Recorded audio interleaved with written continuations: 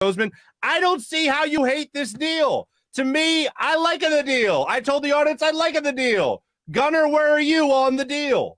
I like the deal also because now it extends his draft capital for the next 3 drafts from now until 2024. It's funny. On my latest edition of Gun on One, the podcast, I had Sal Palantonio on from ESPN.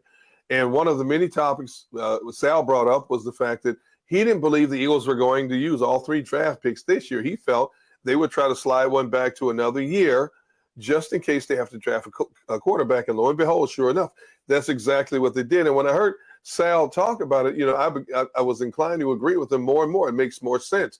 And then Sal brought up about a point where Howie was talking down at the owners' meetings about you don't want to draft too many players too high and they're not able to play.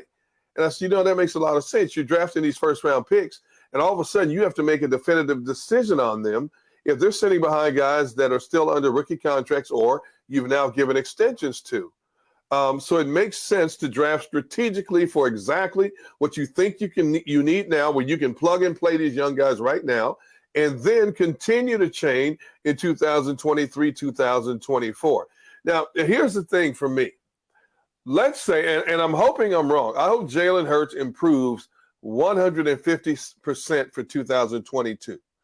But let's say he plays very similar to what he did in 2021, which to me was mediocre. He had his great moments. He had a lot of not so great moments. So he was mediocre for me for the most part of the season.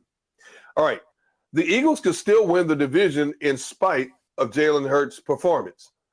And if that is the case, you have the draft capital now to look at the quarterback situation again in 2023, because I really don't think there's a standout quarterback in this draft class for 2022. So why force the issue and draft a quarterback this year? You, Mark, you know this as well as anybody, and I've said this multiple times on a variety of platforms. Jalen Hurts was going to be an Eagles quarterback in 2022. Jeffrey Lurie's come out and said it. Nick Sirianni's come out and said it. Howie Roseman has come out and said it. What more confirmation do you need? And I think that's only fair. Now, I know a lot of people are down on Jalen Hurts. They talk about his lack of arm strength and his ability to read defenses. But he's only been in Nick Sirianni's system one year. So you got to give the kid another year.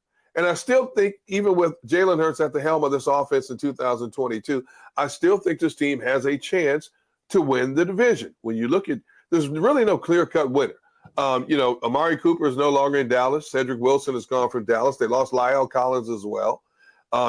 Carson Wentz is quarterback in Washington. How's that going to work out? I can't wait to see that one. Well, good for us. Good for Philadelphia. That's my point. And the Giants are still the Giants. They're a mess. They're in a new direction.